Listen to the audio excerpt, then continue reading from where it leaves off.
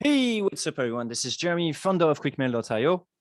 And this is Jack, founder, chief lead gen guy at salesbread.com. Today, Some sort of a sad episode, right? Because this is the last one of the year. Goodbye, 2021. Goodbye, 2021. I don't know if it's sad. I was thinking this is the highlight reel, but either way, we're going to go through our favorite episodes of the year. There you go. We figure that we could do like a quick sort of like small recap of the episode that actually marked us. All right. Yeah. Or in case you slept through all of 2021, we can bring you up to speed on what you missed. There you go. There we go. And if you didn't miss any, it's a good way to check with us if these are also your favorite episodes or not. And I got 3, 1, and 2 bonuses. I know I cheated because I said to Jack, I know. I say to Jack, you can take 1 bonus, and I took 2. But hey, I may still make my decision at the end between one and the other. So, but wait, before we get going, quick word from our sponsors, right, Jeremy? That's right. All right. First up, salesbread.com. Today, most B2B companies like you, right, lack either the time or expertise to turn those cold prospects into warm leads. So at salesbread.com, why don't you let us do it for you, and we'll bring you 1 lead or a booked appointment every day of the week. You can head over to salesbread.com/contact. Tell us who you're targeting, what you're selling. We'll share some ideas, maybe even hop on a call and find out if we can help you hit your sales goals for Q1 next year, 2022. All right, sounds good. And the second sponsor we have, accidentally, it's QuickMail.io, one of the best cold email software. If you haven't tried it in 2021, there's still 2022, plenty of time to give it a go. Head over to QuickMail.io and help yourself, give it a go. There is also a free auto warmer to help your deliverability staying up. Without further ado, let's jump right into the episode. Which one is your favorite one, Jack? Oh, it's not in that kind of order, Jeremy. It's inverse. So I'm going 3, 2, 1 bonus. Episode number 3 and my favorite would be the emailing Jordan Belfort Wolf of Wall Street episode. I got it too. And it's actually my first one. So you stole my first one. Damn it. Okay. What did you like? Well, I liked that we put a timer. I think it was 10 minutes where we had to come up with a cold email script from scratch that was going to get a reply from Jordan Belfort. And actually it did get a response from his team. Just not from him, but he did get a reply. Yes. That's okay. Pretty good. It was fun, and it earned the number 3 spot for me because it challenged all of our cold email chops into a really short and I will use the word actionable, because we actually sent that email, which was very cool. That's true. That's true. I like it too. Since it was on your list though, Jeremy, what did you like about it? I like the fun of it, the challenge of it, like coming up with something, it's not just, very often what we do is tear down, where we criticize, how other people are doing it. So it's really nice to trying to come with the best level possible of email under very high time pressure. And, you take 2 experts and you still, I think we reached something like gold or like close to that, right? In terms of or rating. So I enjoyed it. It was entertaining. And in fact, just small parenthesis for the listener, we got a course at course.quickmail.io when we effectively also go through more details. I think this time we spent like 2 hours to move an email from a juggle, an idea, a draft to actually a platinum level, which, after lots of refinement and so on. So lots of refinement. More than 10 minutes, I think it's a good one. Yeah. To go in depth. The short of it is, don't be afraid to start with a crappy first draft. That's a really good way to remove writer's block.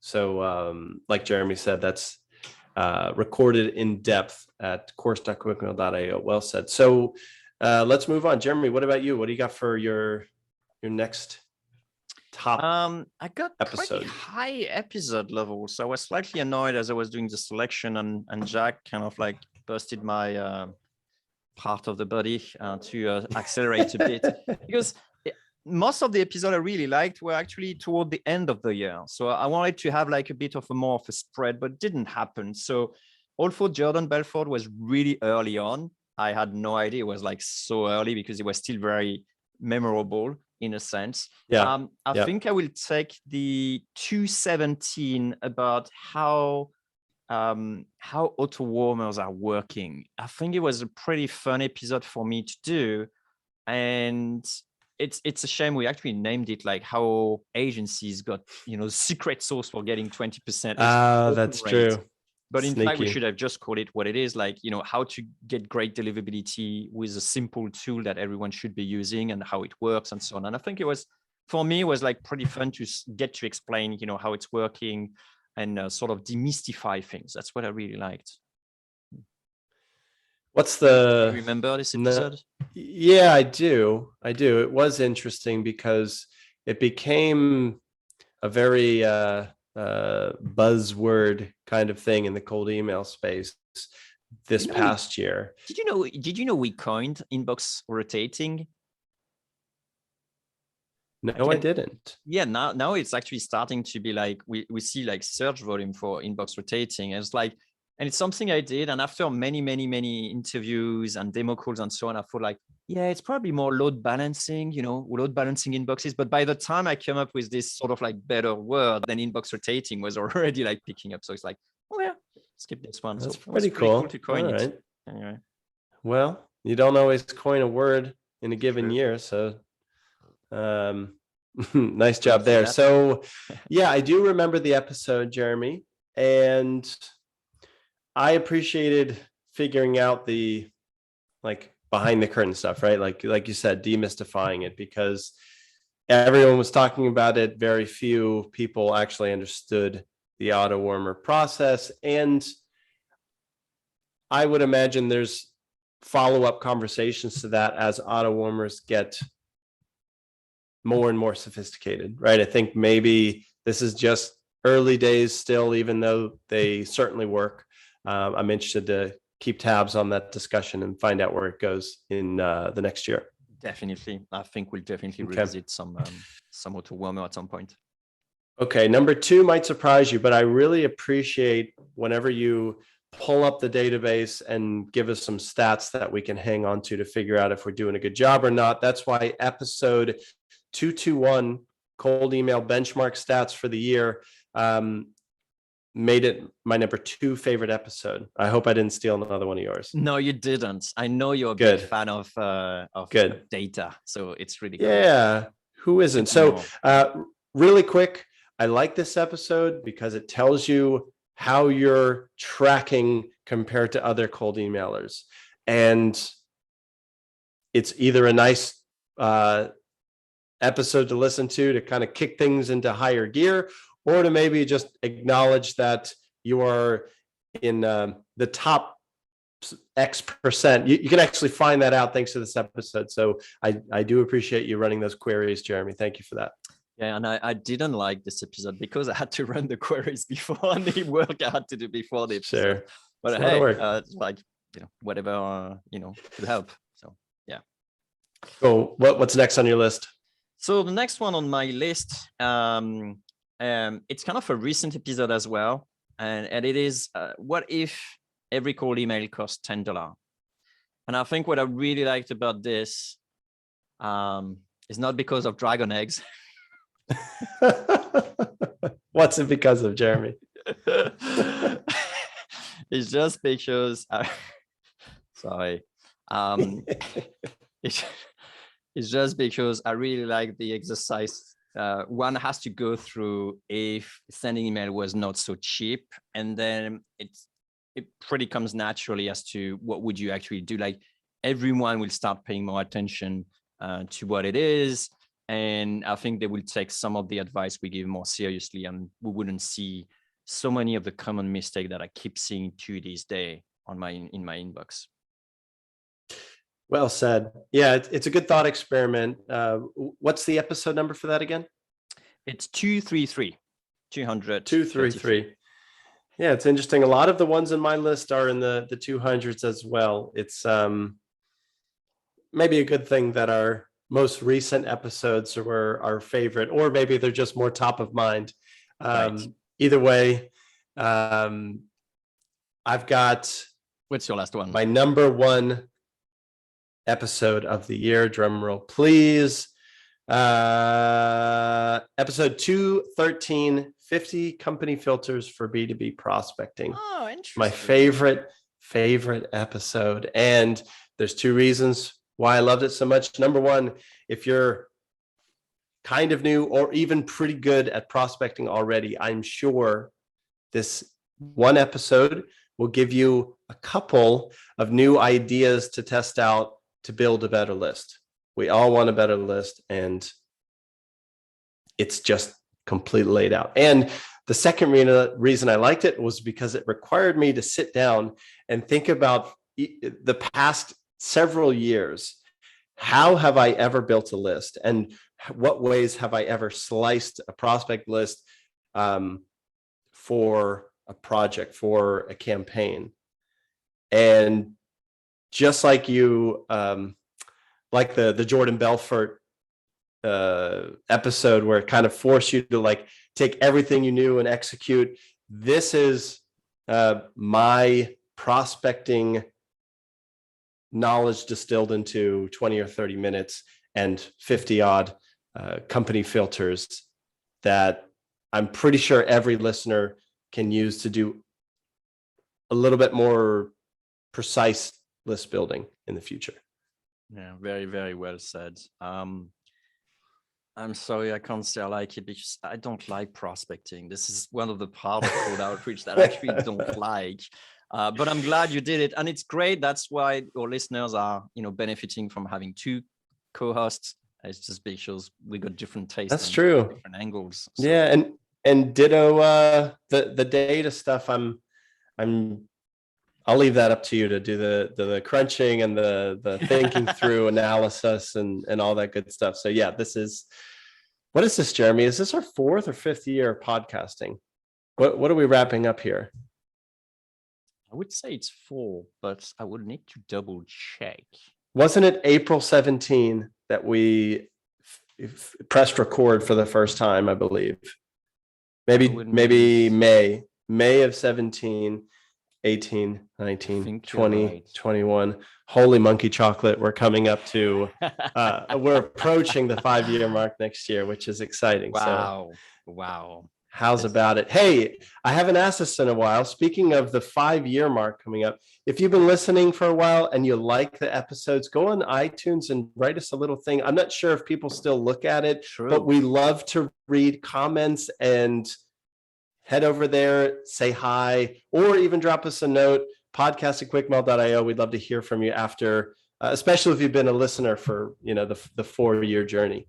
Absolutely freaking lucky. Yeah, like I would love to read and yeah, whatever you have to say, Share it. Quickmail podcast@quickmail.io. All right, so let's go for the bonus. Why I go first. So okay. This is the bonus I have, and this is why I wanted to have like a bonus, because it was just like previous episode when we had like, would you rather have this or this?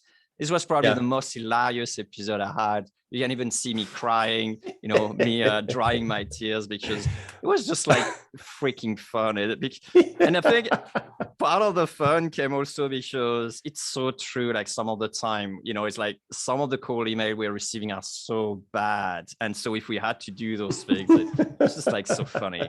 So if you want a good laugh, if you don't want to take it too seriously while still learning a few things, actually, head over to last episode. I think it's 235.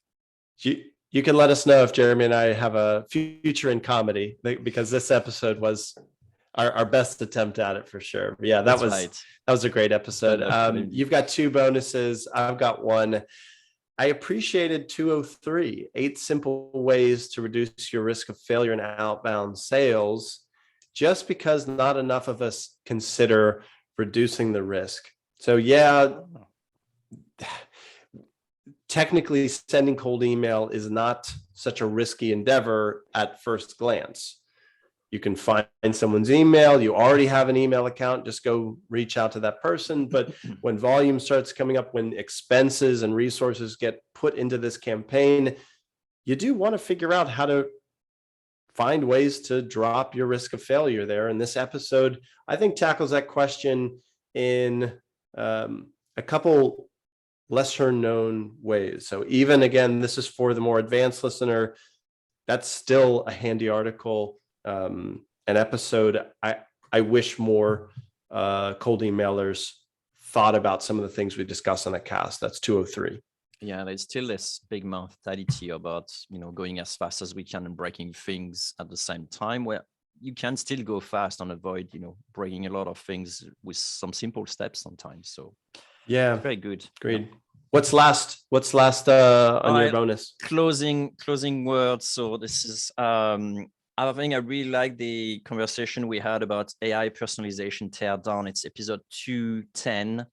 Just because it was hilarious to see what type of thing the AI comes up with. It's still not quite there yet, so it felt a bit like mockery to some extent. And maybe I won't be laughing so much in a few years, but I think this year was a good laugh. And again, it's just a fun and a good try.